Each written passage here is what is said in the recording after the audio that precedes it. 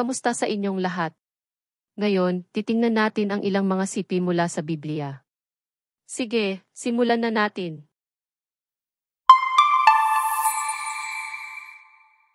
Unang liham sa Tesalonika Kapitulo 4 versikulo 3. Sapagkat ito ang kalooban ng Diyos, ang inyong pagpapakabanal. Mga Hebreo Kapitulo 13 talata 12. Kaya't nagdusa rin si Jesus sa labas ng pintuang daan upang mapabanal ang mga tao sa pamamagitan ng sarili niyang dugo. Unang liham sa Korinto Kapitulo 6 versikulo 11. Ngunit nahugasan na kayo, pinabanal na kayo, inaring ganap na kayo sa pangalan ng Panginoong Hesukristo at sa Espiritu ng ating Diyos. Juan Kapitulo 17 versikulo 17. Pabanalin mo sila sa katotohanan, ang iyong salita ay katotohanan.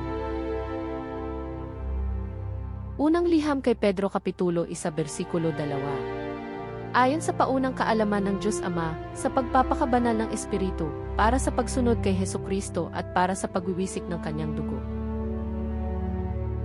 Pangalawang liham sa Tesalonika Kapitulo 2 versikulo 13. Datapwat kami ay nararapat na laging magpasalamat sa Diyos dahil sa inyo, mga kapatid na minamahal ng Panginoon, sapagkat kayo'y pinili ng Diyos bilang mga unang bunga upang maligtas sa pamamagitan ng pagpapabanal ng Espiritu at ng pananampalataya sa katotohanan.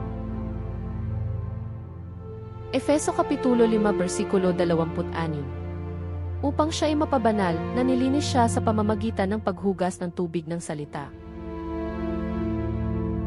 Gawa Kapitulo 26 versikulo 18.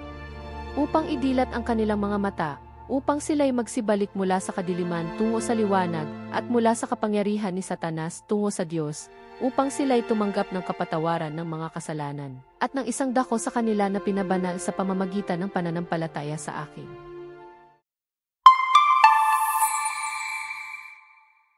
Naway mapuno ang iyong araw ng kagalakan, kapayapaan, at hindi mabilang na mga pagpapala. Manatiling positibo at yakapin ang kabutihan sa paligid mo. Salamat sa panunood.